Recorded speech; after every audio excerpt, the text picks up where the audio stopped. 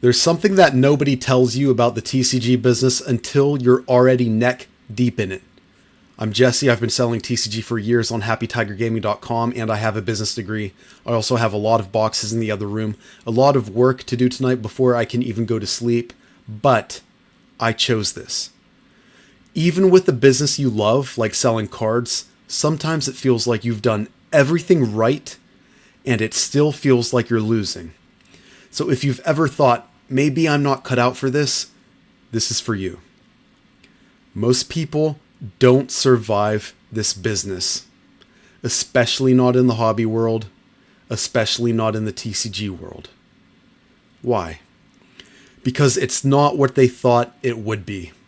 They thought they were getting into a fun business, something they love. Pokemon, Magic, Yu-Gi-Oh! But instead they walked into a bloodbath. They realized real quick, they're not competing with other collectors. They're competing with bots, with distributors playing favorites, with eBay sellers who would nuke the whole market just to move a few boxes. And on the outside, people say, oh, that must be nice. You sell cards all day. Nah, man.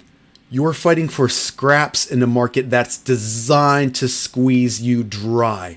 You wake up to empty allocations. You fight scalpers for product. You try to build something real, but nobody notices. That's the truth of it. But here's the good news. If you're still here, still rolling the dice every release, still packing orders, still building trust, still talking to your customers, then you've already won. You've outlasted 90% of people who thought they wanted this. Let me tell you how I run my business, because it's not fancy, but it works. On the newest release of Pokemon, I sell it below MSRP. Anything else, 10% under TCG player. Basic. You heard me right. Before someone says that's bad for the market, let me stop you right there. I don't discount because I'm desperate. I discount because I play the long game. Most sellers are looking to flip the hype. I'm looking to build something that lasts between releases. Because here's what I believe. 5 things, the 5 pillars of Happy Tiger Gaming. Number 1, the hobby doesn't need more sellers, it needs more standards. We've got enough people trying to undercut each other to zero. What we don't have is people you can trust. That's what I want to build. Number 2, if your goal is quick flips, your ceiling is always going to be the next release. You might make 1K this week, but if the next set bombs, you're cooked. I don't want a business that dies every 90 days. I want a machine that compounds over 3 years. So I don't optimize for today's win. I optimize for trust, as crazy as that sounds. The 3rd pillar, longevity, is built between releases. Anybody can sell when the product is hot. But can you still create value when there's nothing new to push? Can you make content, educate your customers, stand for something? If not, you might not be here long. I measure how good a business is in the TCG space by what they do in the off season. That's when the real work gets done. Number 4, reputation compounds faster than revenue. You want margin? Build trust. You want velocity? Build systems. You want volume? Build a name that people remember. If customers feel like they've got to race a bot just to buy from you, they'll stop trying.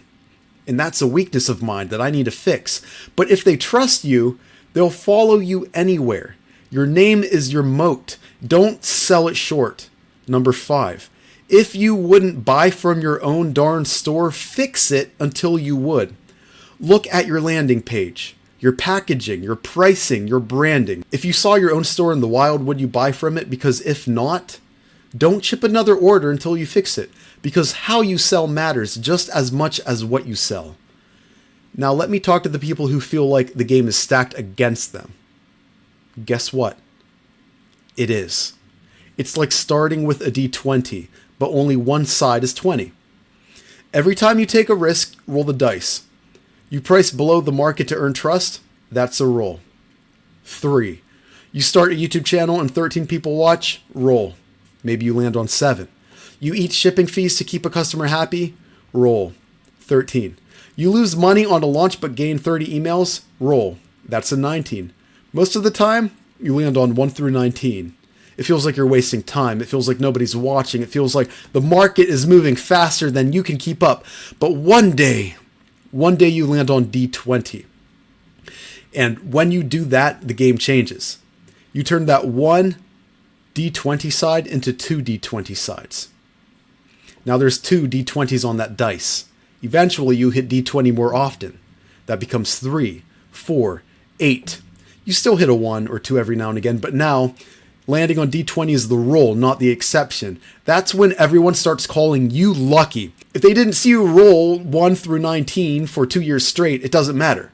They didn't see the failed ideas, the overbought inventory, the low margins, the stolen product, the chargebacks, the burnout, the water damage, the whatnot scams. They just see the box you sold for 89 when everybody else wanted 120. And they think, man, that guy's lucky. Nah, that guy just didn't quit. If you want to make it in this space as a new seller, here's my formula. Hopefully it helps.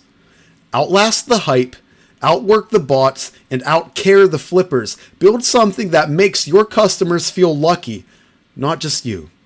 Because you can't rig the game, but you can change how you play it.